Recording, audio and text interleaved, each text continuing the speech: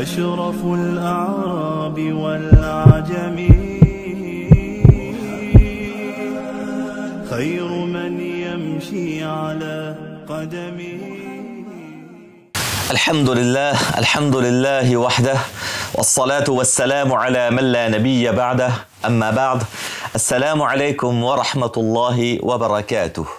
Cours de Sira donc, biographie du prophète d'Allah sallallahu alayhi wa sallam. On est en train de parler de lorsque le prophète d'Allah sallallahu alayhi wa sallam avait fait les premières rencontres avec les gens de Madina, de Yathrib. Ensuite, il y a eu 2 rencontres. Après, suite à la rencontre de la 12e année de la da'wa, il a envoyé Mus'ab ibn Umayr radiyallahu ta'ala anhu pendant toute une année entre le Hajj et le Hajj à Yathrib pour faire la da'wa, pour faciliter la situation entre les Aws et les Khazraj, mais les d'autres problématiques, mais aussi pour peut-être, probablement, étudier la faisabilité d'un exode massif, total, complet des musulmans de Mecca vers Yathrib. Lorsque Mus'ab ibn Umayr radiyallahu ta'ala anhu avait passé une année à Yathrib, il semblerait que Mus'ab ait quitté Yathrib peu avant le Hajj, la période de Hajj de l'an 13 de la Da'wa. Il n'a pas quitté Yathrib avec les autres Hujjaj, avec les autres pèlerins.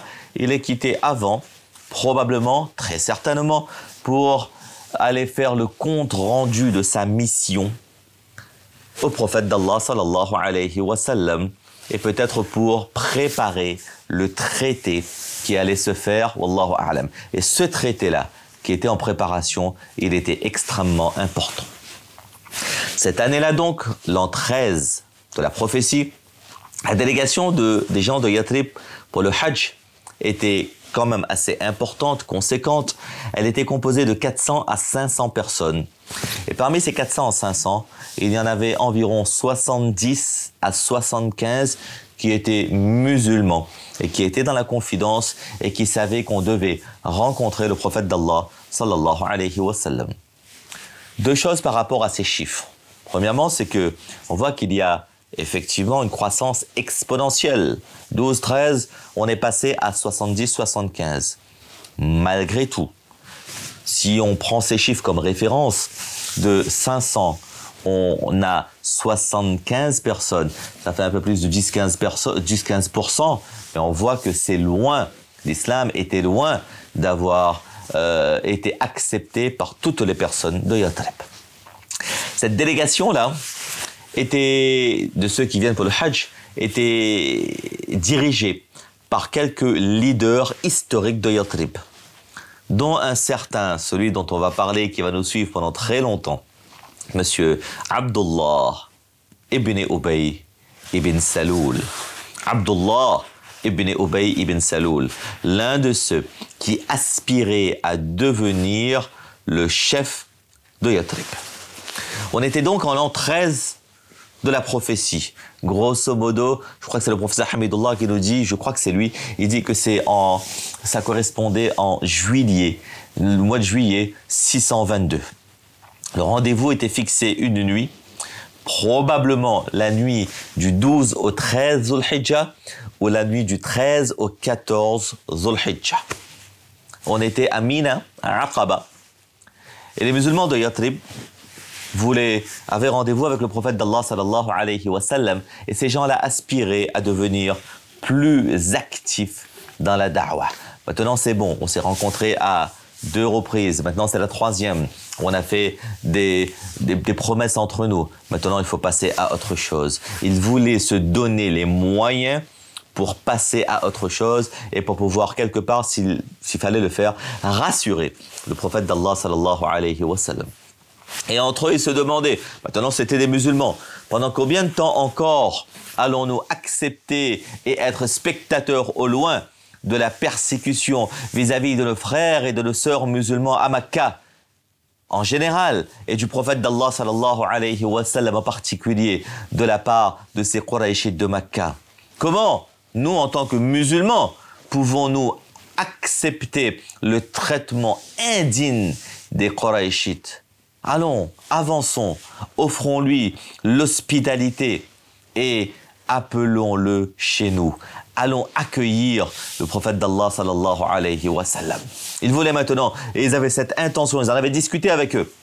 Ils veulent maintenant inviter le prophète d'Allah sallallahu alayhi wa sallam à Yathrib. Et ils voulaient prendre soin du prophète d'Allah sallallahu alayhi wa sallam. Donc une nuit, rendez-vous à Aqaba. Tout le monde s'endort, c'est la nuit. Et les musulmans savent qu'au milieu de la nuit, on a rendez-vous. Un à un. Tout le monde ne se lève pas en même temps, sinon les gens vont voir un à un.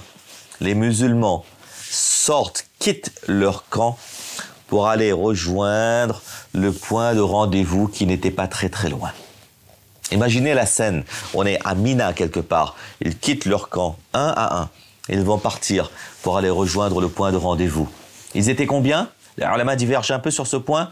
Ils étaient, certains disent 73 hommes plus 2 femmes. Certains disent 73 personnes dont 2 femmes. Allahu a'lam. Mais en tout cas, il y avait beaucoup de jeunes personnes, de jeunes hommes dans cette délégation-là. Et il y avait quelques dirigeants, quelques anciens. Les noms qui reviennent, c'est Ka'ab ibn Malik, radiyallahu ta'ala, etc., etc. Ce soir-là, ils avaient aussi invité un notable à se joindre à eux. Et ils avaient fait la da'wa à ce notable-là, et donc lui ont demandé de devenir musulman. Ce notable-là était Abu Jabir Abdullah ibn Amr ibn Haram. Abu Jabir Abdullah ibn Amr ibn Haram. Parce qu'il fallait quand même avoir une représentation plus solide, plus costaud. Khair. Et donc, on va avoir affaire à la 3e rencontre entre les musulmans et les gens de Yathrib, mais au 2e traité. Ce 2e traité qui s'avance devant nous est quelque peu différent du premier. Parce que dans le 2e traité, ce qu'on va avoir cette année, il va y avoir une dimension, un volet politique très important. Alors que le premier, Bay'atun Nisa, était focalisé uniquement sur l'aspect religieux. Il faut bien comprendre que ce traité-là, il a été initié par et sur l'initiative des Aws, des Khazraj et des Aws eux-mêmes. C'est les gens de Yathrib qui ont initié ce traité. Eux, ils l'ont proposé. Ce n'est pas pour rien qu'on va les appeler les Ansar. Les Ansar, les gens qui ont aidé, on va voir à quoi ça correspond cette terminologie Ansar, mais c'est eux qui ont initié, qui ont proposé ce projet au prophète d'Allah sallallahu alayhi wa sallam. Et donc le cadre est différent et la portée du projet et du acte est maintenant différent, wallahu a'lam. Et c'est pour cela que le prophète d'Allah sallallahu alayhi wa sallam, lui aussi, va inviter un notable des Banu Hashim. Un notable. Parce qu'il fallait quelqu'un, et celui dont il est le plus proche, non musulman certes, mais celui dont il est très proche et avec lequel il a beaucoup d'affinités, c'est qui? Al-Abbas, son oncle. Pourquoi? Parce que le moment est grave. Le moment est grave. Donc le prophète d'Allah sallallahu alayhi wa sallam va venir et il se fait accompagner par un non-musulman. Et celui en qui on peut avoir confiance, Al-Abbas ibn Abdil Muttalib. Pourquoi est-ce qu'il fallait quelqu'un de chez les Banu Hashim? Parce que comprenez bien, il va y avoir une espèce de transfert. Un transfert de nationalité, un transfert de visa, un transfert des Banu Hashim vers les gens de Yathrib. Parce que si le prophète sallam part et quitte, encore une fois, là, il va acter la déchéance de sa nationalité quraishite. Et il fallait donc un représentant des deux côtés, comme pour un transfert. Ici, pour transmettre à l'Abbas, là-bas, pour accepter les gens de Yathrib. Al-Abbas n'était pas encore musulman, mais le prophète d'Allah sallallahu alayhi wa sallam l'invite pour faire les formalités. Et comme je vous l'ai dit, rendez-vous pendant la dernière nuit du Hajj, possiblement entre le 13 et le 14 de l'Hijjah, au milieu de la nuit, dans le secret. Le moment venu, 75 ou 73, gens de Yathrib quittent leur campement un à un pour aller au rendez-vous et rencontrer le prophète d'Allah sallallahu alayhi wa sallam et Al-Abbas. Al-Abbas, il est là. Il est inquiet quand même. Il est très au fait de la responsabilité qu'il incombe. Et il voit ces gens arriver. Un, puis 2 par 2. Et il commence à s'inquiéter. Yathrib, je connais Yathrib. Mais eux, c'est qui ces gens? C'est qui cette bande de gamins? C'est qui ces jeunes?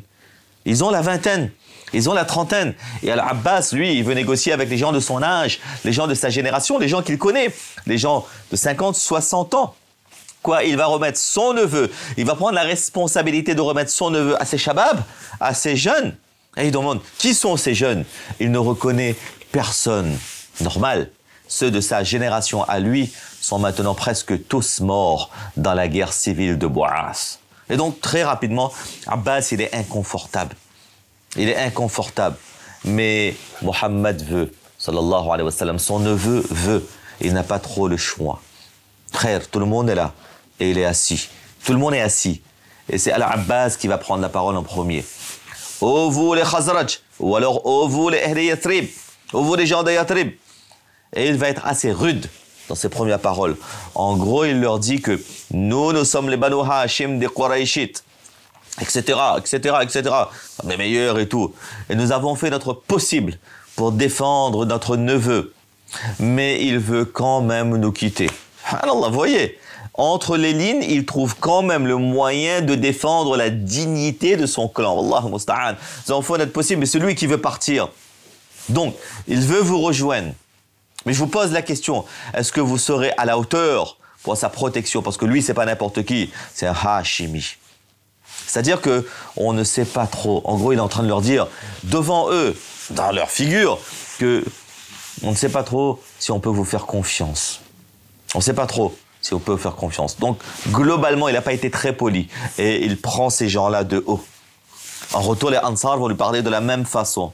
Lorsqu'il a terminé son petit discours, les Ansar disent « Ok, vous avez terminé? C'est bon, khalas, vous pouvez vous asseoir. On a entendu. Laissez donc le prophète Mohammed, sallallahu alayhi wa sallam, parler maintenant. C'est lui qu'on est venu entendre. » Et ils lui disent, parle, ya Rasulallah, tu obtiendras de nous vous obtiendrez de nous ce que vous voulez, toi et ton Seigneur. Comme pour montrer leur détermination et leur résolution, ils s'adressent au prophète d'Allah sallallahu alayhi wa sallam en ce terme. Et le prophète d'Allah va commencer à parler. Il va leur demander, après le khutbah et après le Coran, s'ils sont capables de le protéger, comme ils protègent leurs femmes et leurs enfants. Lorsque nous allons venir, il faudra aussi une protection. Les jeunes veulent accepter tout de suite. Oui, bien entendu, bien entendu. Mais il y a certains anciens qui étaient là, comme Al-Bara bin Ma'rour, radiyallahu ta'ala anhu. Il y a d'autres membres influents aussi. Par exemple, Abul Haytham. Eh bien, lui, il va poser une question. Une question, oui, ok. Mais il faudra bien prendre le temps de réfléchir aux tenants et aux aboutissants. Abul Haytham, il pose une question. Oui, mais nous avons des relations avec d'autres membres de notre clan. Nous avons des aqd, nous avons des liens avec des Yahouds de Madina, avec d'autres personnes. Eh bien, ils vont sûrement être rompus maintenant.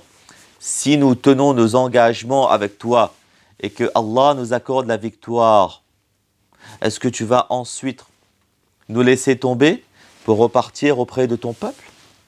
Si d'aventure on t'accepte et si d'aventure on gagne, et lorsque à Makkah il y aura l'islam, et ça on va en reparler Inch'Allah d'ici dans 10 ans, on va en reparler Inch'Allah, le prophète sallallahu alayhi wa sallam aura tenu promesse, il sera reparti à Madina. Si on va gagner, eh bien, est-ce qu'un beau jour, tu vas juste nous utiliser comme cela et tu vas repartir à Makkah ensuite? Le prophète d'Allah, sallallahu alayhi wa sallam, sourit et les rassure. Je vous appartiens comme vous m'appartenez. Je suis des vôtres comme vous êtes des nôtres. Je combats votre ennemi et je fais la paix avec votre ami. Le acte que le prophète d'Allah, sallallahu alayhi wa sallam, leur propose. Tout le monde était alors fin prêt pour le pacte d'allégeance. Tout le monde était prêt quand tout à coup un autre ancien, un sage parmi eux, on dit que c'était Al-Abbas ibn Ubada ou alors As'ad ibn Zurara. Des sages, des anciens, ceux qui ont l'expérience, ils comprennent, eh bien ils vont interpeller le prophète d'Allah sallallahu alayhi wa sallam et surtout ils vont interpeller les jeunes. Et oh jeunes, doucement, Ruwaida, doucement. Est-ce que vous êtes bien conscients des conséquences de vos engagements? C'est pas qu'ils sont en train de tout remettre en cause, ils sont en train de juste faire prendre conscience aux jeunes. Oui, mais pas trop de fougue. Comprenez bien ce sur quoi vous êtes en train de vous engager. Savez-vous à quoi vous vous engagez envers cet homme? Vous vous engagez probablement à combattre le monde entier. Et si aujourd'hui, il y a le moindre doute dans votre esprit, et si vous pensez que vous allez l'abandonner si vos biens sont pillés ou si vos chefs sont tués, eh bien, il est de bon ton, il serait plus honorable pour vous de le laisser seul maintenant et de ne pas accepter ce pacte-là. L'abandonner aujourd'hui n'entraîne pas de conséquences. L'abandonner dans une telle éventualité dans le futur vous déshonorerez ici-bas et dans le-delà. Mais si au contraire, vous pensez que vous honorerez vos engagements, quoi qu'il advienne, quoi qu'il arrive, alors allez-y, car cela accroîtra votre honneur dans ce bas monde comme dans l'au-delà.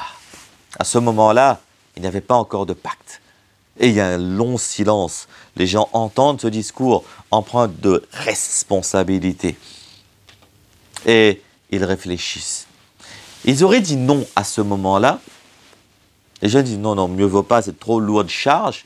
Ils n'auraient pas eu de péché à proprement parler. Ce n'était pas un cadre religieux, c'était une demande. Et il n'y avait pas encore d'engagement de leur part.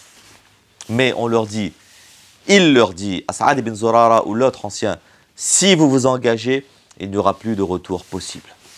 Subhanallah, ce discours-là, magnifique discours de responsabilité de celui qui est en posture de responsabilité à un moment propice et pertinent. Je dis que le prophète d'Allah, c'est un leader, mais regardez ceux qu'il a formés derrière. Ce discours-là fait son effet, ça responsabilise. Alors quelqu'un demande, les négociations commencent. Si on fait, on gagne quoi? On gagne quoi? On s'engage, mais on gagne quoi? Si on le fait, quelle sera notre récompense? Si on fait vraiment, qu'est-ce qu'on y gagne? Quelle sera notre récompense? Subhanallah. Maintenant, ils reviennent sur terre, si je puis m'exprimer ainsi. Qu'est-ce qu'on y gagne? Probablement, c'est Abdullah bin Rawaha, radiyallahu ta'ala anhu, qui pose cette question. Et tout ce que le prophète d'Allah peut leur dire, c'était un mot. Un mot. Mais c'est tout ce qu'ils voulaient entendre. Subhanallah. Le prophète d'Allah leur dit Al-Jannah, le paradis. C'est tout. Je n'ai pas d'argent, je n'ai pas d'armes, pas de prestige, pas de tout ça. Mais en échange, le paradis d'Allah, le paradis d'Allah. Et c'est bien là le sens de la bay'a, le sens de l'engagement pour pouvoir atteindre Allah et avoir le paradis d'Allah pour toujours et pour toujours. Voilà donc, eh bien, ce deuxième pacte, un résumé de ce deuxième pacte-là qui va unir le sahaba de Yathrib et le prophète d'Allah, sallallahu alayhi wa sallam, et cette espèce de transfert de nationalité du prophète d'Allah, sallallahu alayhi wa sallam, qui est en train de s'opérer entre les Banu Hashim et les Yathrib. Qu'Allah subhanahu wa ta'ala donne le tawfiq de comprendre, de mettre en pratique et d'enseigner, de propager. Jazakumullah, barakallahu fikum, wassalamu alaykum wa rahmatullahi wa barakatuh. يا رسول الله محمد